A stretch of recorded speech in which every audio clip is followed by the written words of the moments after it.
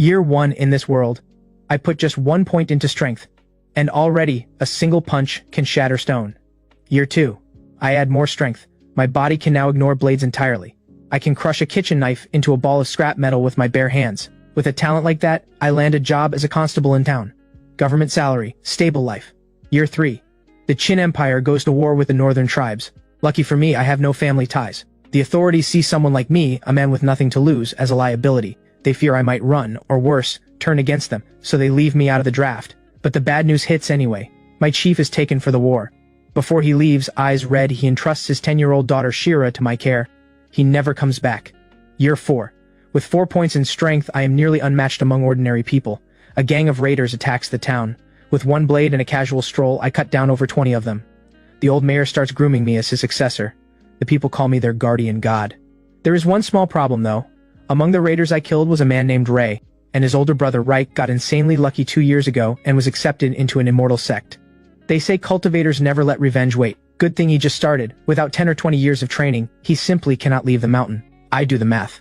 And breathe easy. In 20 years, who knows who will be the one doing the killing. Year 11. 10 points in strength means a single punch now creates a vacuum shockwave.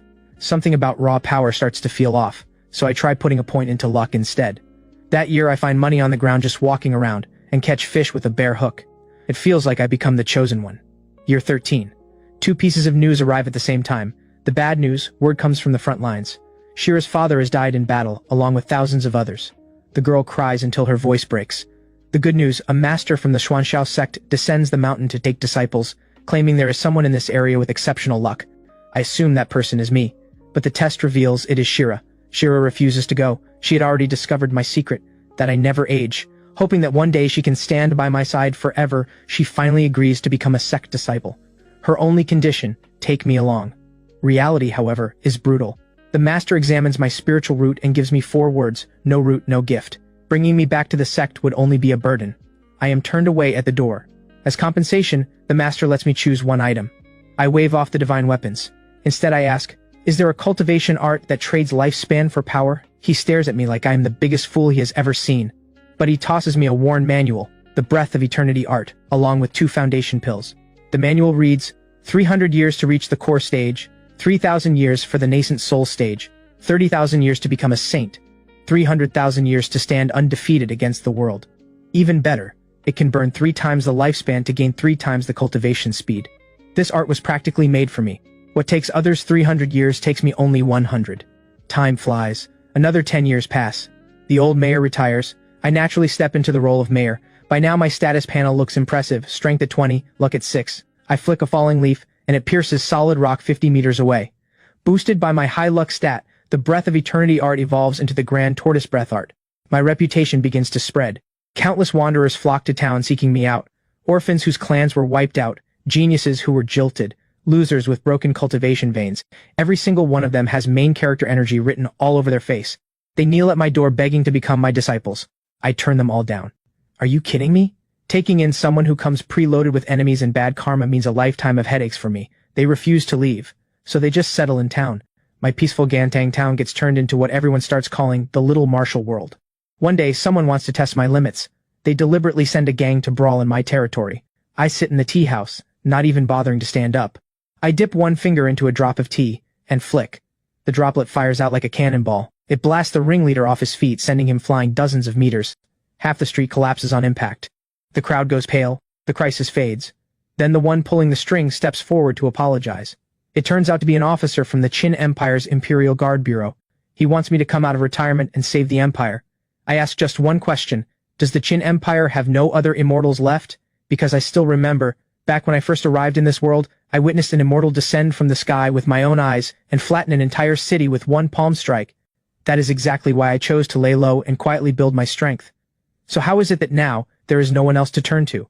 There is one more, he says, but that person entered death seclusion long ago, completely cut off from the world. You are the only one left. From him, I learned that this world is merely the mortal realm. The true world of cultivation is the spirit realm. If spirit realm cultivators force their way down to the mortal realm, the laws of heaven suppress their power. So very few ever bother making the trip. Everything clicks. And honestly, I feel a little thrill. It seems this world does not have many truly dangerous players. If I just lay low for a few tens of thousands of years, I will become unbeatable. As for going out to fight right now, I shake my head without hesitation. My figure flickers, and I vanish into thin air. War is a different price tag entirely. And way too dangerous. I am not going. End of discussion. A few days pass. For no apparent reason, several desiccated corpses appear in town, their faces twisted in horror. The same thing happened decades ago. I remember it was Master Yun who handled it back then. This time, Master Yun is nowhere to be found. What finally arrives is his corpse and a farewell letter. The letter states clearly, the killer is a massive serpent deep in the mountains, on the verge of transforming into a dragon. It cultivates by draining the life force of humans. I read the letter, then turn to the crowd of onlookers and ask, have you heard the legend of the old man who moved a mountain? That old man is me. That night I enter the mountains alone. Standing before a mountain shaped like a serpent's tail, with 25 points in strength, I slowly raise my right fist. Boom! The earth splits. The entire mountain shatters from a single punch. Amid the rubble, a serpent dozens of meters long lies barely alive. The serpent roars, I only needed 100 more souls to become a dragon. You have destroyed my path to immortality. Are you not afraid of divine punishment? Sorry, I am not from this world. Whether heaven's laws here apply to me, honestly hard to say. Then one more punch and the serpent demon is dead. To my surprise, with my luck boosting things, I absorb a strand of dragon chi from its body. I now have the ability to kill from a distance. At this point, I estimate my combat power is close to the 8th or 9th level of the foundation stage. The next morning, the townspeople discover the entire mountain is gone. Everyone suspects it was me. So they give me a nickname, Half Step Unbeatable. Why only half a step? Because no one has ever seen me fight a real immortal cultivator. Either way, after that incident, Gantang Town draws another wave of martial artists who want to be near me. And because of all these wanderers, the town is officially renamed the Little Martial World. None of this really affects me though. Keeping a low profile is simply no longer an option. Decades of seclusion follow. The world outside shifts dramatically. A new emperor ascends the Qin throne, and the front lines crumble almost immediately. The Little Martial World faces a real crisis of its own. Reich, the one who joined an immortal sect 30 years ago, has returned. 30 years on one side of the river, 30 years on the other. What goes around comes around. The Reich of the past is now a full-fledged sect cultivator. He has come because he learned his brother Ray died here in the Little Martial World. He is here for revenge, and especially after he overpowers the 4 sect masters of the Little Martial World by force, and then learns that hiding in this town is someone who can shatter mountains and sever rivers. Someone who moves like an immortal. Someone like me. Reich puts it together immediately. The one who killed his brother is most likely me. As for my strength, he is not afraid in the slightest. Shattering mountains and severing rivers? He can do that too. So the people of the 4 sects are forced to come to my door and wake me up. And the first battle I will fight after emerging from seclusion, my first real clash against a true immortal cultivator, is about to begin. But honestly, I am not worried at all. A guest has come from far away after all. We might as well trade a few punches first. If I cannot kill him, I can always throw him out afterward. Especially since, after decades in this world, my strength stat has reached 30. My power is far beyond what any ordinary cultivator can match. Facing Reich as he floats in the air, arrogant as a god, I remain completely calm. He looks down at me and demands, "Was it you who killed my worthless little brother? Good riddance. Killing him just gives me a better excuse to slaughter every last one of you insects. You have too much killing in your heart." Reich is done talking. He raises his hand and sends a sword strike slashing down. With every onlooker watching in terror, I simply extend 2 fingers and casually catch the flying sword between them. Then I flick. The rebound force is terrifying. It sends Reich blasting hundreds of meters through the air. So this is what an immortal cultivator is. I am a little disappointed. Those words push Reich to the edge of rage and humiliation. He summons his soul artifact, unleashing a storm of 1,000 blades across the sky. He wants to tear me apart completely. Catch this. I swing one arm and golden dragon chi roars out. Every single blade shatters in an instant. Let me show you what real cultivation looks like. I extend one finger and flick from a distance. The air explodes. The ground trembles. A devastating shockwave reduces Reich to nothing but dust. One finger to split a river, shatter a mountain, end a life. After watching me kill an immortal with a single finger flick, every martial artist present feels ice run down their spine. No one dares breathe. I glance calmly at the nearby wanderers and ask, "How much do you know about the sect Reich came from?" Reich was a disciple of the Chiu sect 80 miles from here.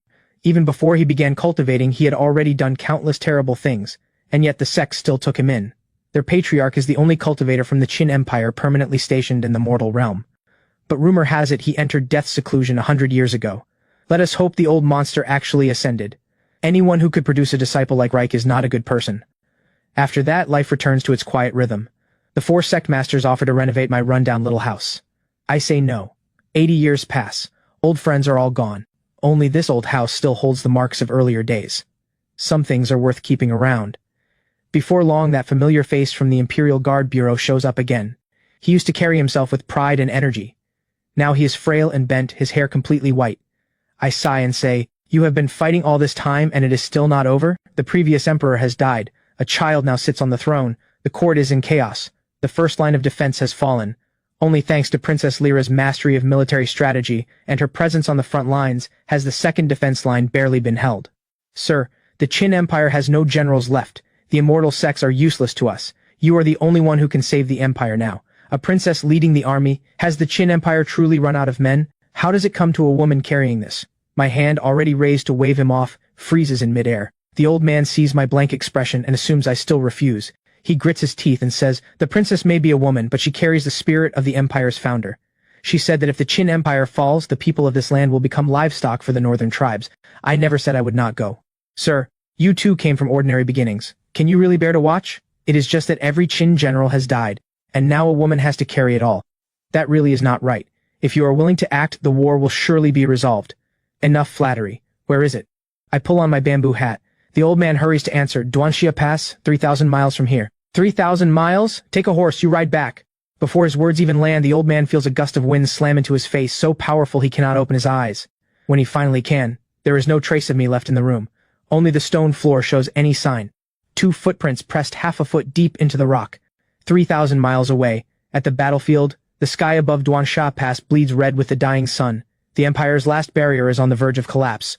Atop the walls, bodies cover every surface.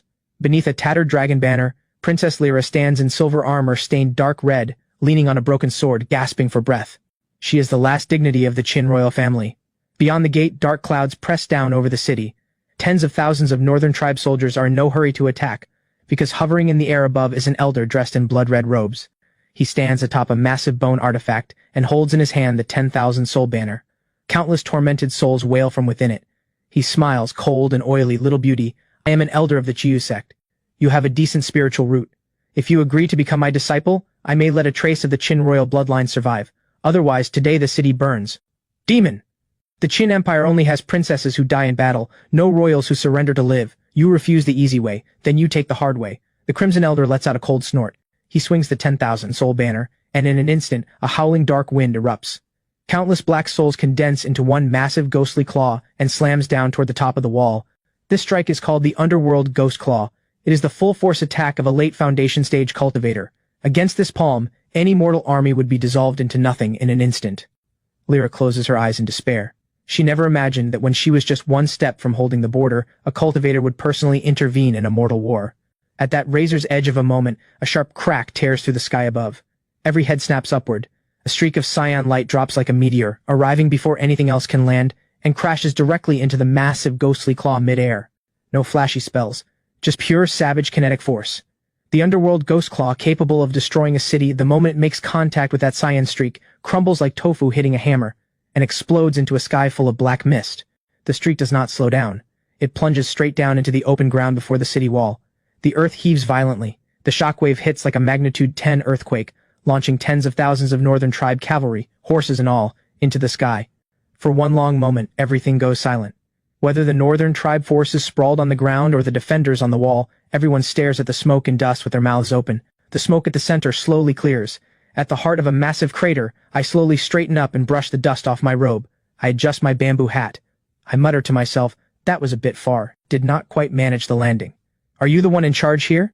Lyra stares at me for a long moment, then says in a trembling voice, "I am. May I ask which immortal mountain you descend from?" "I am not an immortal master."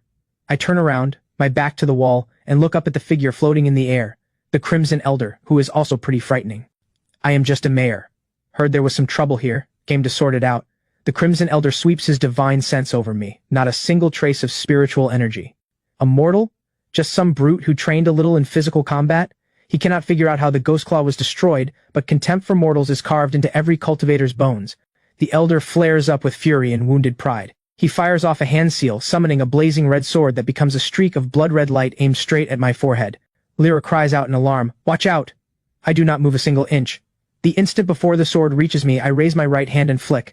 That flying sword, a low-grade spirit weapon that could cut through iron like mud, gets knocked away by a single finger, and that is not all. The rebound force instantly fractures the blade from end to end. Then, with a sharp crack, It shatters into countless pieces. His soul artifact is destroyed. The Crimson Elder spits a mouthful of blood, his eyes wide with terror. Impossible. What kind of body is this? Even a body-refining cultivator cannot shatter spiritual energy with bare hands. You are just too fragile. I bend my knees slightly. The ground beneath me collapses instantly. Only an after-image remains where I stood. The next instant, I am 100 meters in the air, face to face with the Crimson Elder. I am not flying, I simply jumped. His pupils shrink. He barely manages to raise a spiritual energy shield before crying, "Please, spare me. I am of the Chiyu sect." My face is blank. I throw one punch. No technique. Just absolute force.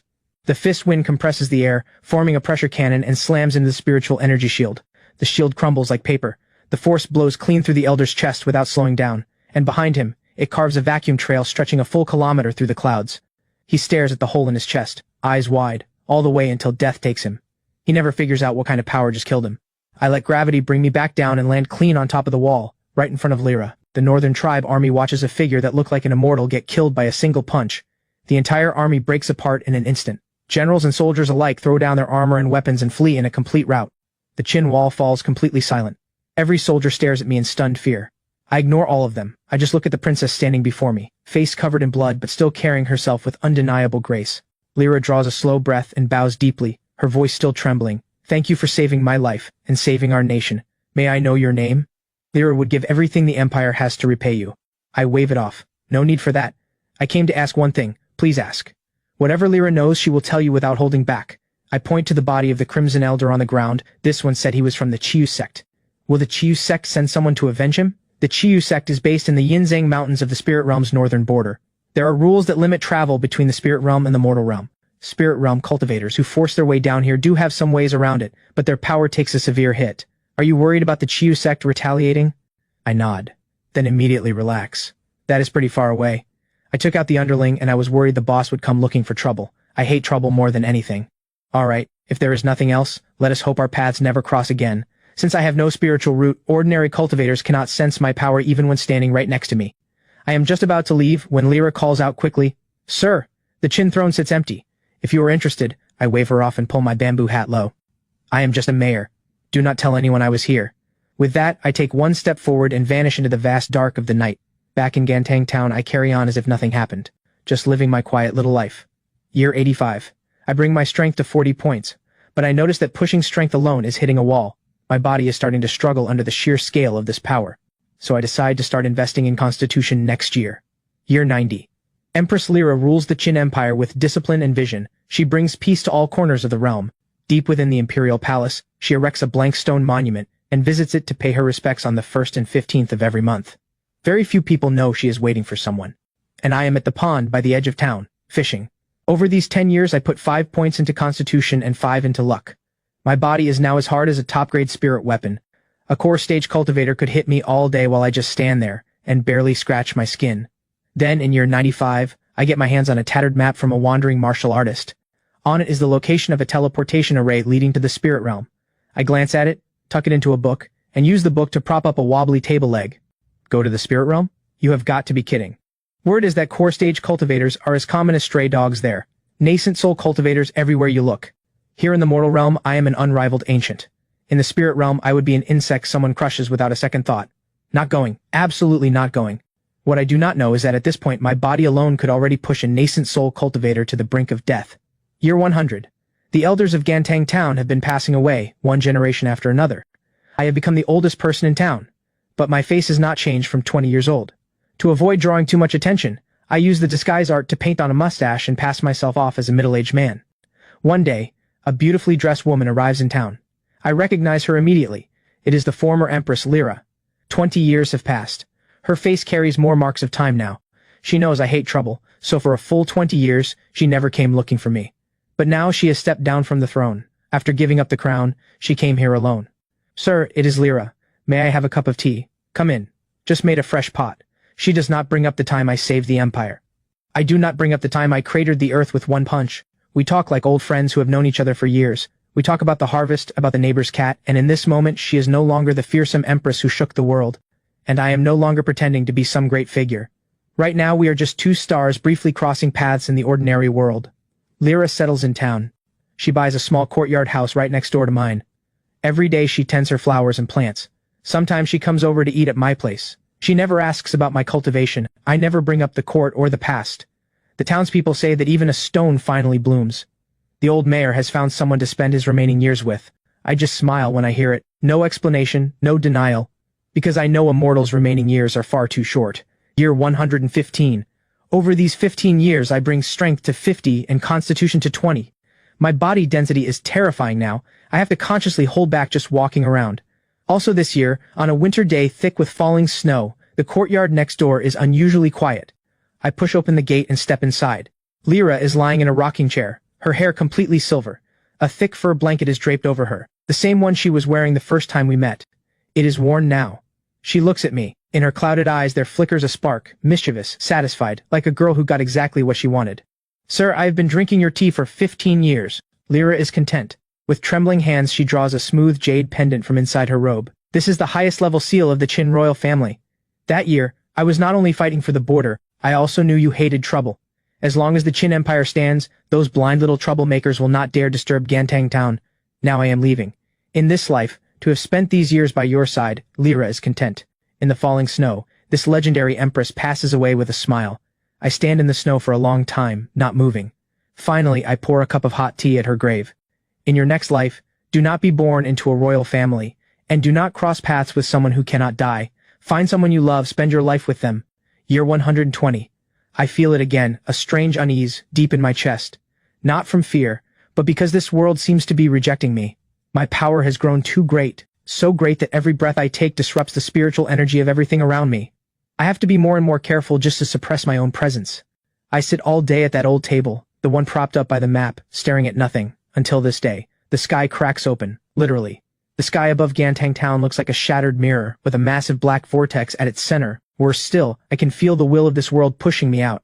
This low-level world can no longer contain a max-level player like me. Streams of ascending light pour down from the sky, the light of a forced ascension. Whether I want it or not, this world is kicking me out. Looks like it is time to find a new place to lay low. I let out a long sigh and look back at Gantang Town. This place holds 120 years of my memories. I go back inside. I pull the dust-covered map from under the table leg, take the jade pendant Lyra left me, and shoulder the small pack that holds everything I own. I call out to the empty air, "All right, stop rushing me. I am going on my own." I step into the air, following the streams of ascending light, and charge straight toward the massive rift. In the instant before I leave this world behind, I turn back and flick a finger toward Gantang Town. A soft golden light washes over the entire town. It is a blessing forged from 5 points of my luck stat. 100 years of good harvests and peaceful skies for everyone here. Call it my final month's rent, a flash of light. My figure vanishes completely from the mortal realm. The people of Gantang Town drop to their knees and bow their heads to the ground. Tears run down every face. And on the stone monument at the town entrance, words have appeared, no one knows when. Carved into the rock, a guardian lived here. His name, the Ageless One. The world around me shifts and blurs. When I open my eyes again, the spiritual energy here is so thick it nearly suffocates me. This is the spirit realm, the sacred land of all cultivators, and a ruthless arena where only the strong survive. I am standing on a massive ascension platform. Cultivators in robes of every color surround me on all sides, but when they see me, every single one of them freezes. Why does this ascender look so completely ordinary? There is not a single trace of spiritual energy on him. I pretend to look a little nervous, shrinking my neck slightly, and quietly ask, "Excuse me, could someone tell me how to get to the Chiyu sect?" At my question, the cultivators around the platform exchange glances. Then they burst out laughing. "Ha! The Chiyu sect? That is the most feared dark sect in the Yinzhang Mountains of the northern border. A mortal body that has not even reached the Qi gathering stage. That is not how you look for trouble. That is how you beg to die. Probably got into it with a Chiyu sect envoy down in the mortal realm and got forcefully launched up here. Poor fool." I ignore the laughter. I reach into my pack and pull out a gold ingot, and hand it to the one laughing the hardest, a chubby cultivator with a round face. Still chuckling, I ask, "Could you point me in roughly the right direction?" The pudgy cultivator eyes the mortal gold and curls his lip in disdain but still lazily points, due north, 300,000 miles. Where the dark energy is heaviest and black clouds press down. That is it. But I am telling you, do not go. The Chiyu sect is famous for refining living people's souls. You look like easy prey. They will not even leave you in one piece. I nod seriously. I press my fist together in thanks and say, "Much appreciated for the warning. I always take good advice. I will be right back once I handle this." With that, I turn to face due north. I bend my knees slightly. The next second, the platform beneath me, crafted from 10,000-year black ice stone said to be immovable even by a god transformation stage cultivator, shatters under my feet with a thunderous crack. The rebound force unleashes a storm of catastrophic force. By the time they crawl back up, covered in dust and debris, I am long gone. All that remains is a ring of cracks in the ground, hundreds of feet deep, and in the sky above, a vacuum trail ripped clean through the air by nothing but my body. Dead silence. The pudgy cultivator swallows hard. He stares at the gold ingot in his hand. His legs will not stop shaking. What kind of body-refining freak was that? 300,000 miles would take even a nascent soul cultivator of the spirit realm several days of sword flight to cover. For me, it is just a matter of a few extra jumps. Half an hour later, the Yinzhang Mountains of the northern border. This place is perpetually swathed in black mist, thick with the chill of the underworld. Inside the main hall at the peak of the Qiyu sect, the current patriarch Bloodmere is furious. Useless, every last one of you, useless, 80 years, and you still have not found that damned mayor from the mortal realm? A single punch from him destroyed the 9th Elder Soul artifact and killed him outright. He wiped out every operation we had in the mortal realm.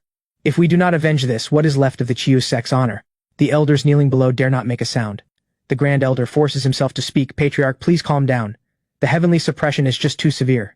Any disciple we send down there, the moment they exceed the foundation stage, gets struck down by a heavenly lightning tribulation. We simply cannot track this person down. Bloodmere's eyes burn dark and cold. He is about to erupt, when suddenly, a blazing streak of cyan light descends with world-ending force and slams straight into the white jade plaza of the main hall.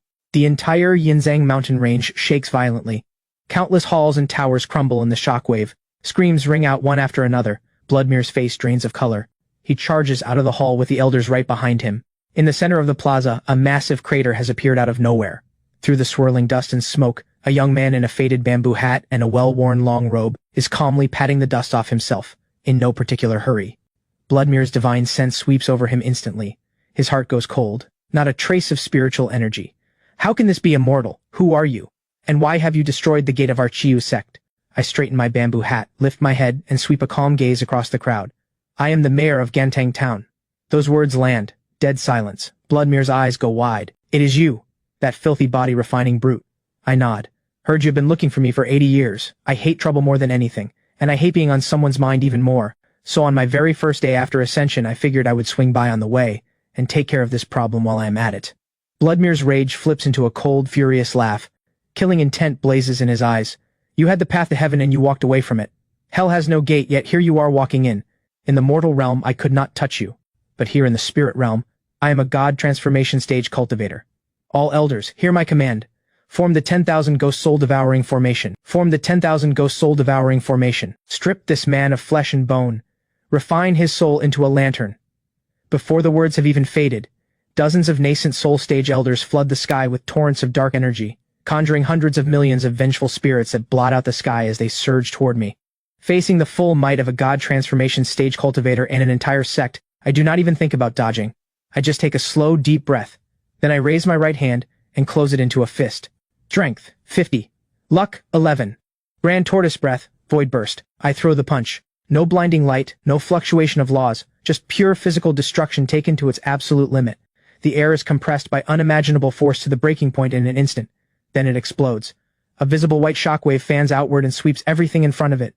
The 10,000 ghost soul devouring formation shatters. Every vengeful spirit is erased into nothing. Those nascent soul stage elders, they do not even have time to scream. Their bodies, caught in the raging fist wind, dissolve into a rain of blood across the sky. The wave does not stop. It drives straight toward Bloodmere. After that single punch, the wind dies. The summit of the Qiyu sect is gone. In its place, a canyon stretching hundreds of miles so deep the bottom cannot be seen. I turn around and walk back down the mountain the way I came.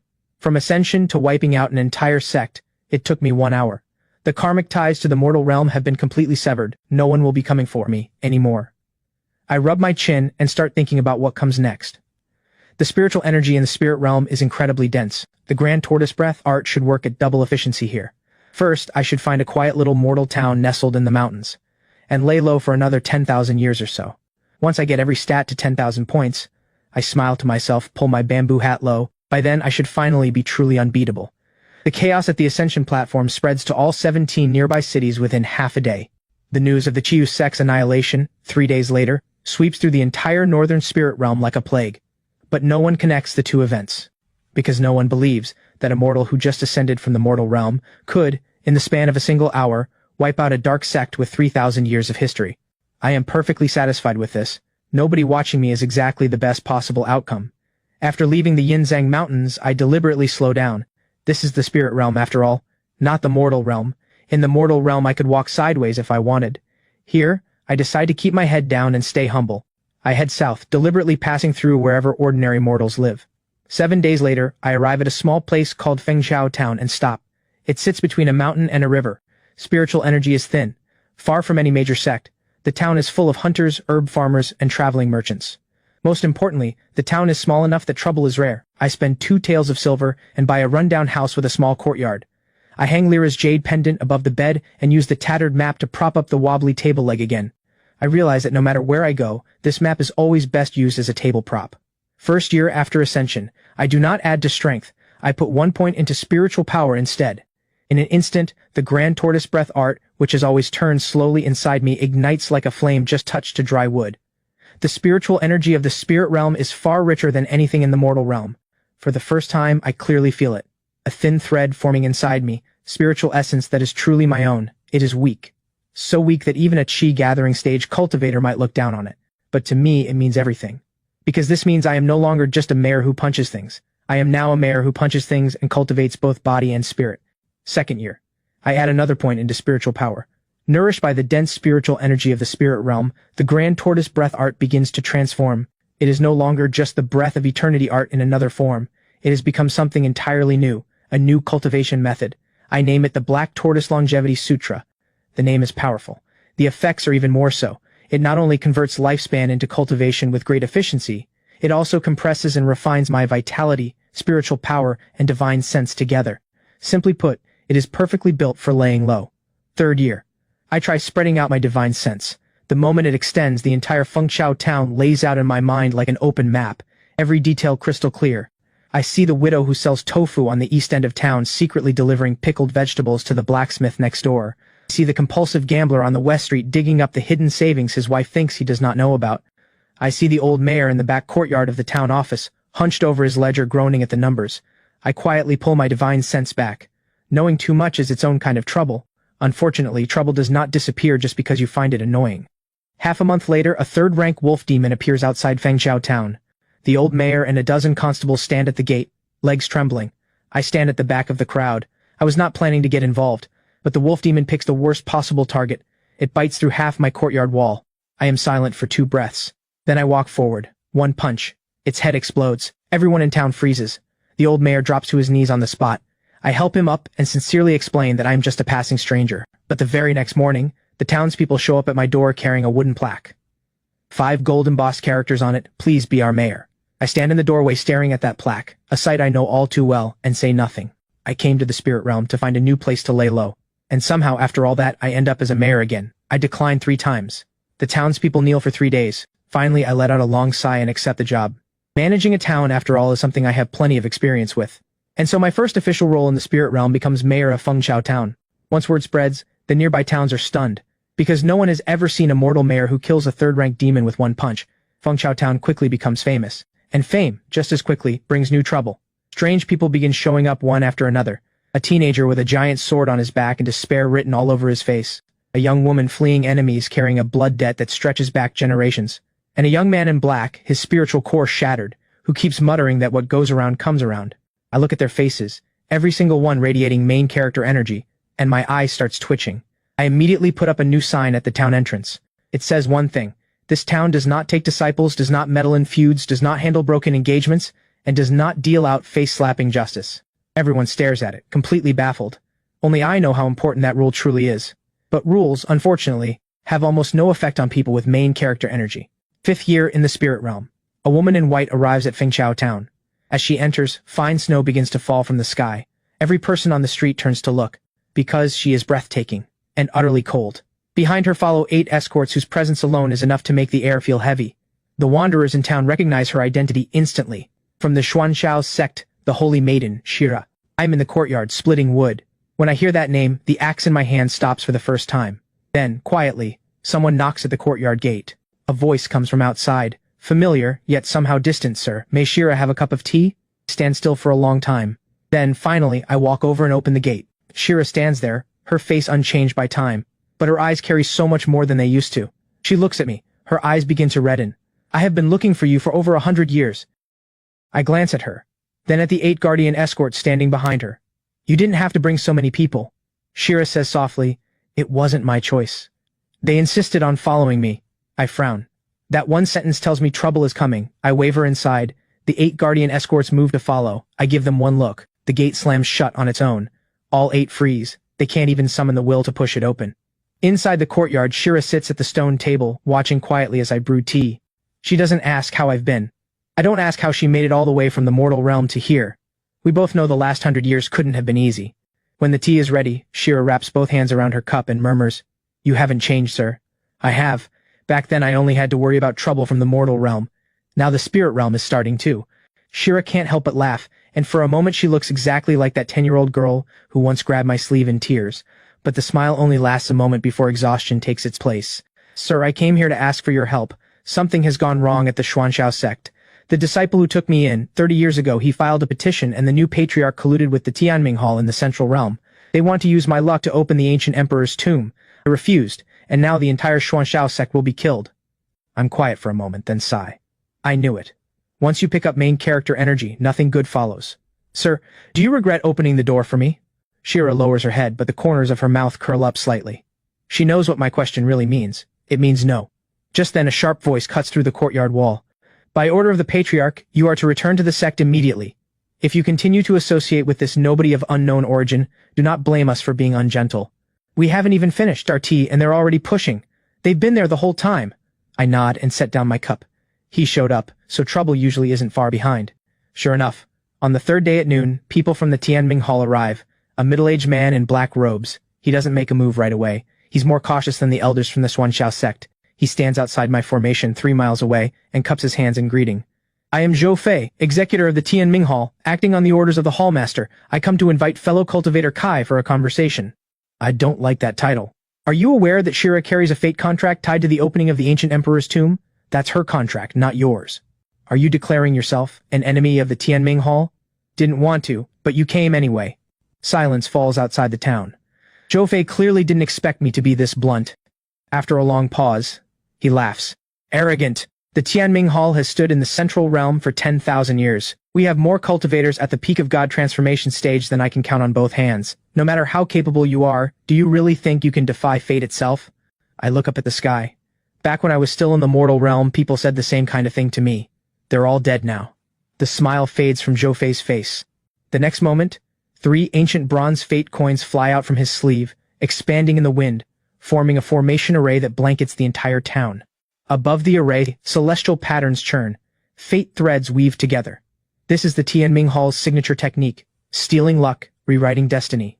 The sky above Fengchao town darkens in an instant. The townspeople feel dizzy and hollow, as if their very souls are being pulled out of them. Shira steps to my side and whispers, "Sir, be careful. This is true forbidden art." I nod, then reach up and grab a fate thread right out of the air. Zhou Fei's pupils shrink sharply. That fate thread has no physical form. It can only be guided by divine sense. Yet here I am, pulling it like yanking a rope out of thin air. "So this is what fate looks like." I turn it over. It feels brittle. I tighten my grip. Snap. The entire formation array shatters. Zhou Fei staggers like he's been struck by lightning and coughs up a mouthful of blood. "Impossible! How can you touch a fate thread with your bare hands?" I shake out my fingers. Interesting. So this is how luck and destiny work. Zhou Fei goes cold all over because he suddenly realizes I wasn't overpowering his technique. I was experiencing it for the first time. One look, and I can tear a fate thread with my bare hands. This is beyond the word monster. This is art. Genuine art. He doesn't dare stay a second longer. He spins around and tries to use an escape technique. I stay seated, don't even stand up, just flick a finger. A pulse of invisible force crosses 3 miles of open sky. Zhou Fei, his body, his soul destiny disc, his soul artifact, all of it detonates in midair, gone without a trace. After that day, Fengchao town goes completely quiet. No one dares come near. Even birds flying overhead take a deliberate detour. I finally get a taste of the peace I've been missing, but I know it won't last. Zhou Fei managed to send word back to the central realm before he died.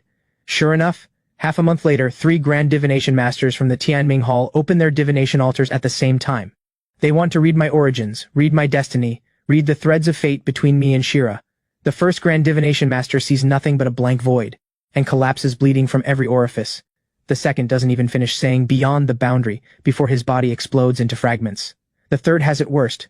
He forces his way to Gantang town, finds a stone stele with 5 words carved into it, "An immortal dwells here, no evil may approach." Then he goes mad. The Tianming Hall erupts into chaos. Elder Lin issues a personal decree, the one called Nobilium Evil must not be divined, not provoked, not approached. Anyone who disobeys will be expelled. These people finally show some sense. I breathe a little easier. Shira sits across from me, watching me lazily refill the teapot. I glance at the sunset beyond the courtyard wall. Shira asks softly, "Sir, what do you plan to do next?" "Keep living here for now. Allocate a few more years of stat points. Wait until I'm strong enough that no one can touch me, then I'll really feel settled." "And what about me?" I look up at her. "You can stay if you want, but let's be clear, I don't take disciples, and I don't take in holy maidens." Shira blinks. "Then what do you take?" I think it over. "Someone who freeloads meals, that I can probably manage." Shira stares at me for a moment, then lets out a soft laugh. It's the most at ease she's laughed since arriving in the spirit realm, and soon enough, a new rumor spreads through Fengchao town. "Did you hear? That white-robed woman beside the mayor, her background is terrifying, yet when she's with the mayor she acts like a quiet little wife." A wife! The mayor really has a way with people. When I hear this I nearly spit out my tea. I almost say something but then decide it's not worth the effort. Ordinary people always have something to say. Better they wonder if I'm a late bloomer in love than speculate I'm some ancient body cultivator. At least that's less terrifying. Year 10 in the spirit realm. My strength stat reaches 55. Constitution reaches 25. Magic power reaches 5. My divine sense now covers 10,000 miles in every direction. My physical body has crossed into a level I can't even describe. That night, I'm practicing combat forms in the courtyard. I throw a casual punch at the sky, and 10,000 miles away, a passing meteorite shatters. Staring at the burst of fire blooming in the darkness above, I sink into a brief silence. Oh no. Am I getting a little too overpowered again? Shira is watching from the covered walkway. "Sir, that sentence sounds a little." I think about it seriously. Does it? I'll try to say it less. But before I can enjoy the peace any longer, a massive piece of news sweeps the entire spirit realm from the central realm. The ancient emperor's tomb has appeared ahead of schedule, and one of the keys to opening its gate is the fate luck carried by Shira. At the same time, the Tianming Hall, the Dahuang Sanctum, the Wanyao Mountain, and the Wuliang Sword Sect, all 4 major powers issue a decree together. Anyone who provides the whereabouts of Shira and Kai will be rewarded with a life force treasure. Anyone who captures both of them will be granted an entire province. The whole spirit realm begins to stir. I stand at the town entrance staring at the bounty notice that's just been posted, silent for a long moment. Then I look over at Shira. "I told you, once you catch main character energy, you're never free of trouble." Shira presses her lips together. "So what do we do?" I reach down and tear the notice off the post, crumple it into a ball, and toss it into the fire basin. The firelight catches the brim of my hat and my expression, a face far too calm for the situation. "What do we do? They want to find us? Then let's make sure they can't." I rise slowly, dust off my sleeve and move without another word. Shira immediately follows. One step forward, the ground explodes into a crater beneath my foot. Shira barely has time to register the blur before the scenery around her has already changed. The 9 realms are vast, for spirit realm cultivators, vast enough that a lifetime might not be enough to cross. For me, it just takes a few jumps. Half an hour later, Shira and I are standing outside the main gate of the Tianming Hall. Mountains rise in every direction, clouds press low overhead, and 99 heaven-reading platforms hang suspended in the sea of clouds above. It genuinely has the air of an immortal sect. The gate is already open. No formation array, no ambush, no killing intent. Just a white-haired old man standing alone at the gate, waiting. Shira glances at him and murmurs, "That's Elder Lin, the hallmaster of the Tianming Hall." I study the old man. He's already easier to look at than Zhou Fei. At least he didn't open with threats. Elder Lin bows deeply. I look at him. "You people are supposed to be the best at reading fate, so if you saw me coming, why didn't you run?" Elder Lin gives a bitter smile. "Because I spent an entire night divining and only learned one thing. No matter how fast I run, I can't outrun your fists." I get straight to the point. "Who put out the bounty?" Elder Lin pauses, then speaks honestly. "The Dahuang Sanctum proposed it. The Wanyao Mountain agreed. The Wuliang Sword Sect nodded along. The Tianming Hall was forced to participate. Everyone believed Shira was the key to opening the tomb. And in reality?" Elder Lin lifts his gaze toward me, his expression layered with something hard to name. "The status panel doesn't point to her, it points to you." Shira's expression shifts slightly. I'm not particularly surprised. "Go on." Elder Lin takes a deep breath. "What lies in that tomb is not an emperor, but an immortal who fell from beyond the boundary. Legend says this immortal's death contaminated the entire emperor's burial sea and had to be suppressed by a coalition of spirit realm immortals. The emperor's tomb was built as a shell around it. Now the seal is weakening, and everyone rushes for treasure. But I believe what they'll find is not treasure, but trouble. The moment I hear the word trouble, I sit up straighter. When does the seal break? Tonight, at the hour of Z, at the Void Gate in the Emperor's Burial Sea. I nod. Elder Lin hesitates. Fellow cultivator Kai, tonight will be crowded. The Lord of the Dahuang Sanctum, the Master of the Wanyao Mountain, the leader of the Wuliang Sword Sect, even several ancient cultivators who've been in seclusion for decades will be there.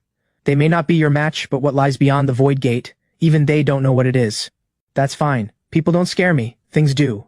After leaving the Tianming Hall, we don't linger. The Emperor's Burial Sea lies at the far eastern edge of the Central Realm, a seamless horizon, perpetually black. By the time we arrive, night has just fallen. The entire sea lies as still as a colossal coffin. And in the center of the sea, suspended in the air, a massive black gate, tens of thousands of feet tall, carved all over with ancient runes no living person can read. All four major powers are already here. To the east, the Tianming Hall, but they're standing far back, clearly here just to watch. To the west, the Dahuang Sanctum, radiating divine energy, holy light flooding the sky. To the south, the Wuliang Sword Sect, sword energy slashing across the air, splitting the seawater into hundreds of gashes. To the north, the Wanyao Mountain, great demons of every kind claiming the sky, their ferocity blotting out the moon. And beyond them, countless rogue cultivators and ancient monsters lurking in the shadows, every last one of them waiting for the gate to open. The moment Shira and I appear, the entire sea goes silent. Every eye falls on me. Bold enough to actually show up, a freak who ascended from the mortal realm. Let's see how far that arrogance takes him today. The sea wind is cold.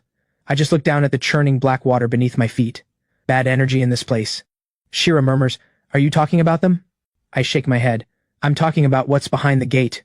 Just then, a pillar of golden light erupts from the Dahuang Sanctum's side. A middle-aged man in golden robes steps out onto empty air, his presence blazing like a rising sun.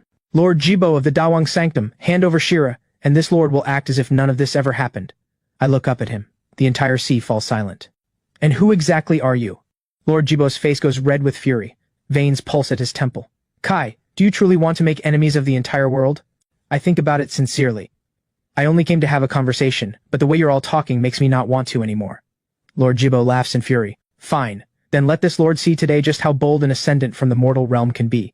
He raises his hand. A massive ancient cauldron rises slowly from the void. The moment it appears, all spiritual energy for 10,000 miles collapses inward. The sea surface sinks dozens of feet under the pressure. Someone cries out, "The primordial heaven cauldron, the sacred relic of the Dahuang Sanctum." It plummets. In that one instant, half the sky seems to cave in. I don't move, don't dodge, don't retreat. I simply raise my right hand and catch the cauldron with one palm. The impact, the sea erupts in waves thousands of feet high, but my feet don't sink a single inch. Every cultivator present stands slack-jawed. Lord Jibo's face drains of color. "This, impossible." I weigh the cauldron in my hand, then nod. The next moment, I close my fingers, just slightly. The primordial heaven cauldron lets out a shriek, and cracks race across its surface. Lord Jibo spits blood and screams in horror, "Stop! Stop now!" Too late. With a sharp crack, the primordial heaven cauldron shatters in my grip. Countless fragments rain into the sea. Lord Jibo stands frozen as I casually tuck the largest handle fragment into my bag.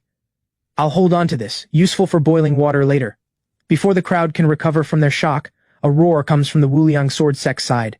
A gray-robed elder rides a storm of 10,000 swords forward, every hair standing on end, killing intent filling the sky. "Insolent wretch! How dare you defile a sacred relic? Master Z of the Wuliang Sword Sect, come meet your end." I watch the endless river of swords blotting out the sky. I frown slightly. "You sword cultivators, why do you all talk like that?" Master Z has no interest in words. He sweeps his hand down. 100,000 flying swords fall like a torrential storm. The entire night sky ignites as bright as noon. I stand still, slowly extend 2 fingers and gently pinch them together. Every single sword slams into something invisible and freezes midair. Then I close my fist. The entire river of swords compresses, crushed into one giant ball of twisted metal. Master Z's eyes go bloodshot. "My swords!" I flick a finger. The sword ball shoots back like a meteor. Master Z and the 36 sword cultivators behind him are instantly pulverized into a cloud of ash. Their entire formation falls silent. Just then, the black gate at the center of the sea suddenly glows. Shira's face goes pale. "Sir, it's looking at you." I feel it too. It's not my imagination. Whatever is behind that gate is genuinely watching me. The next moment, the gate shudders with a boom. An enormous black chain snaps through the gap. Every face present changes. Elder Lin cries out from a distance, "The gate isn't opening. What's inside is coming out." The gate opens. A pale white hand slowly reaches through from behind. The hand is not large. It even looks ordinary, But the moment it appears, all spiritual energy within 10 miles dies. Truly dies, no longer flowing, no longer breathing, no longer responding to anyone's technique. One ancient cultivator screams in terror. An immortal corpse, that's an immortal corpse. The next second, the hand presses down gently, and that ancient cultivator, along with hundreds of cultivators nearby, silently turns to ash. Chaos erupts. The great lords who stood so tall just moments ago now throw up blood shields, some burn their lifespan, some drop to their knees and kowtow on the spot. None of it matters. What's inside the gate is slowly walking out. It is a white-robed figure wrapped in broken, dangling chains, no eyes. Its face is nothing but smooth, pale nothing. Yet the moment it lifts its head, everyone feels seen. First time I've encountered something that looks like more trouble than me. The white immortal corpse slowly raises its hand and points directly at me. In that instant, a sense of danger unlike anything I've ever felt settles over me for the first time. The space beneath my feet begins to collapse. My chi and blood reverse flow. Even the Black Tortoise Longevity Sutra inside me lets out a roar it has never made before. I look down at my arm. A thin cut has opened on the skin. I've been in the spirit realm this long, and you're the first thing I can't overpower. The white immortal corpse doesn't respond. It simply takes one step forward.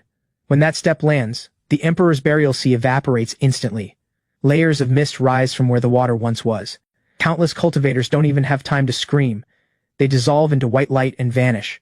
The white immortal corpse steps fully out of the gate. The entire sky and earth begin to fracture. A massive black rift tears open beyond the heavens, as if the whole spirit realm is being split apart. I look up at that crack. My brow finally furrows. Because I suddenly realize, if I let this thing keep going, forget peace and quiet, I might not even have a town left to be mayor of. That thought settles it. I let out a long sigh. I only came out to make a point. How did it turn into cleaning up someone else's mess again? Shira watches me, then says quietly, "Sir, if you stopped holding back your chi and blood, I stopped suppressing my divine sense. Stop suppressing the body that has grown strong enough to defy reason." Then, a boom. My presence unfurls across the spirit realm for the first time, completely, fully, across 100,000 miles. Mountains and seas go silent.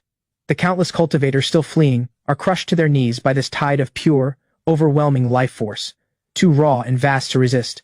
The broken chains on the corpse fly upward at the same moment, forming 9 black dragons that lunge for me. I grab the first one and whip it away. The second, I lash it apart. The third, I stomp it in half. The fourth coils around my waist, but only manages to tighten halfway before my core muscles flex and shatter it. From far away, a group of watching cultivators stare in disbelief. He just flexed through an immortal chain? What in the world is this thing? The white immortal corpse finally stops engaging head-on. It reaches toward the sky. The rift above tears wider.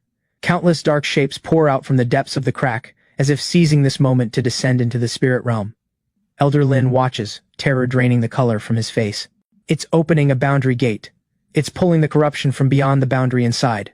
The moment I hear "beyond the boundary," I pause. And then it hits me. When the Tianming Hall's divination backlashed, the 2 words those grand divination masters never finished saying, "beyond the boundary."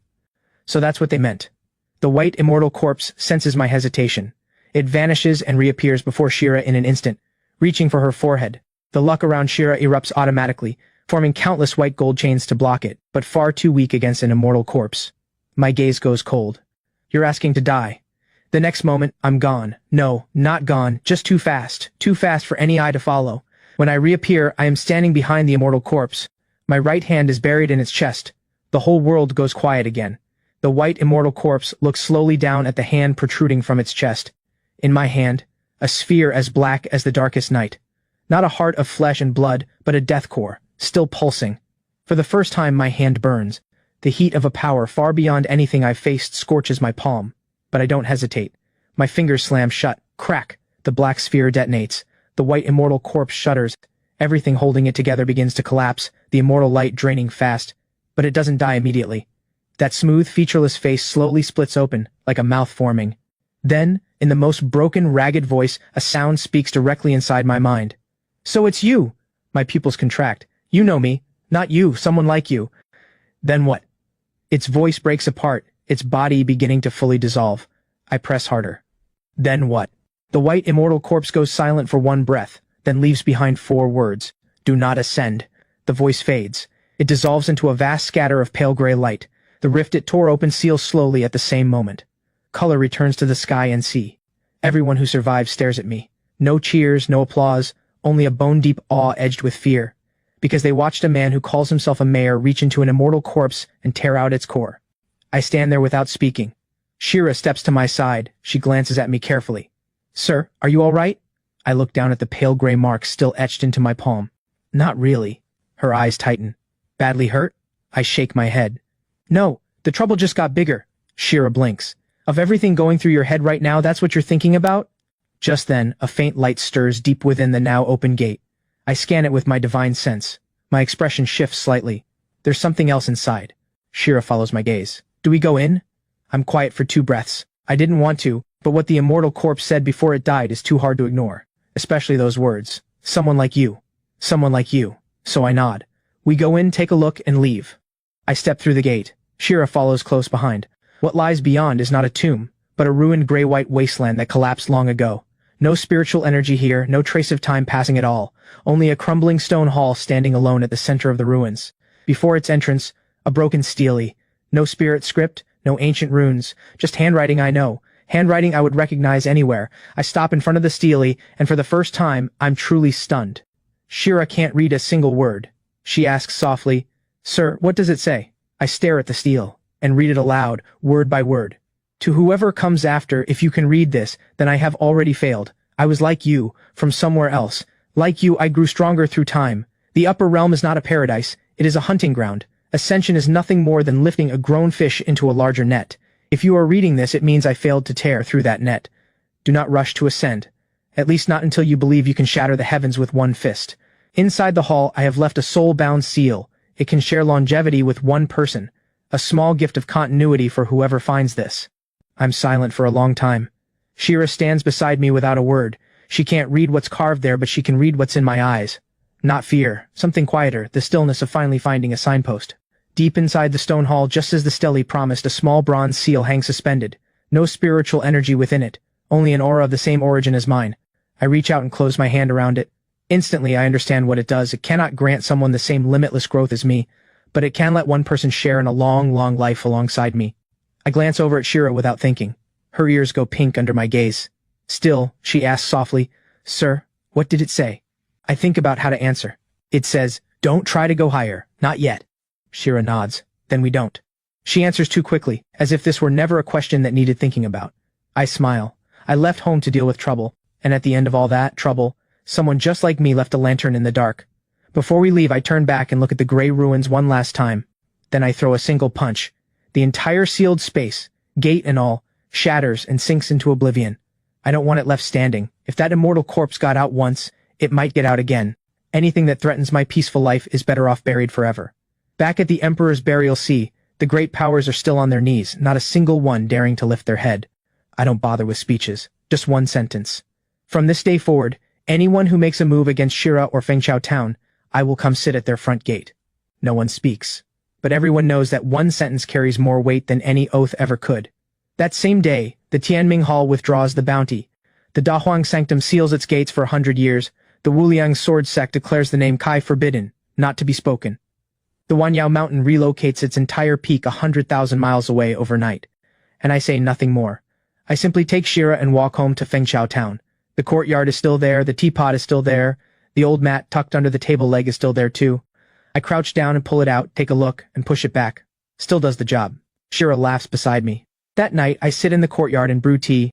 I set the bronze soul-bound seal on the stone table and slide it toward her. Shira stares at it, eyes slowly going red. Over 100 years. She waited from the age of 10 until now, and this is the first time I've ever said the word future to her. She doesn't reach for the seal. She looks at me first and asks sincerely, Sir, does this count as taking me in? I hold my teacup and say nothing for a long moment. Yes. Only then does Shira smile and close her hand around the seal. Moonlight falls, catching in her eyes like scattered stars. That night, Fengchao Town sees no heavenly tribulation, no omens, only the old lantern in the courtyard, burning through the entire night. Many years later, people across the realm still talk about him. The one who crushed a sacred relic with one hand, who reached into an immortal corpse and tore out its core. Some say he long ago ascended to higher realms. Some say he lives in seclusion deep within a sacred ground. Others say he was never human to begin with, the reincarnation of some ancient power. But no one would ever guess that the man who made the entire spirit realm afraid to raise its voice is currently crouched at the stove in Fengchao Town, experimenting with whether the handle of the primordial heaven cauldron boils water faster.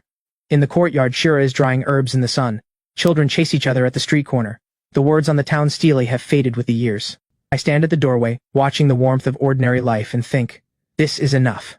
That net up above, I'll tear through it eventually, just not today. Today I only want to deal with whose chicken wandered into whose yard. As for Kai, as for long life, as for whatever secrets lie higher up, all of it can wait. After all, I have nothing but time. And this time, I'm finally not alone.